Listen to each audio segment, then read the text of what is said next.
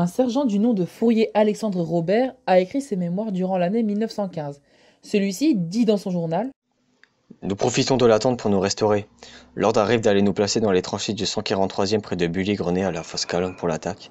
L'artillerie doit faire une préparation de 13 h à 15 h. Le commandant Chalais, arguant qu'il ne connaît pas du tout le secteur, réclame des guides pour conduire ses compagnies. Nous traversons Bully-Grenet où quelques poilus de ma compagnie qui sont du pays voient leurs femmes et leurs enfants. Ils ne peuvent même pas s'arrêter et leurs familles les accompagnent un bout de chemin. Bully-Grenet est un pays de mineurs, assez étendu et l'air très avenant.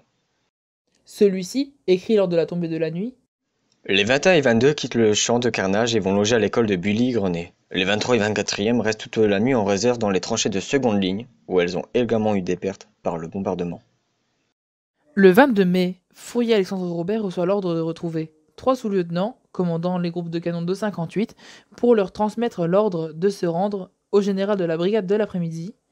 Il faut souligner qu'ils ne connaissaient pas leur nom, sauf celui d'un aspirant, futur officier. Le renseignement qu'il a obtenu était qu'il se trouvait quelque part dans le secteur.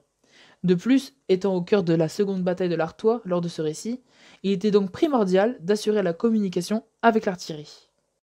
Celui-ci écrit lors de sa recherche: Les artilleurs que je trouve aux emplacements des batteries me disent qu'au moins l'un d'entre eux doit être à Grenet où il est allé déjeuner. Bien que j'ai déjà fait beaucoup de chemin pour aller de l'une à l'autre des 3 batteries, j'entreprends le voyage de Grenet. Encore quelques kilomètres de boyaux à parcourir sous un soleil brûlant. Arrivé à la route qui mène à Grenet, après avoir dépassé le puits de mine, je l'allonge.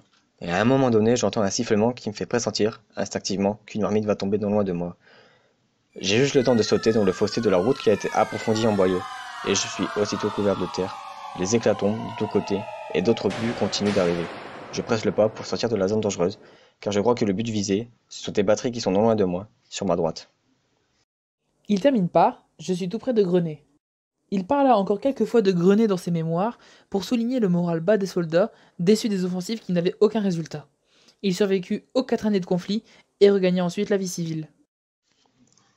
Merci à tous d'avoir pris le temps de regarder la vidéo. Nous espérons que cette vidéo vous aura plu.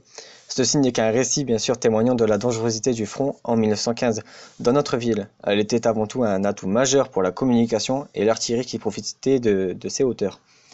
N'hésitez pas à nous faire part de vos retours et surtout, prenez soin de vous en cette période difficile.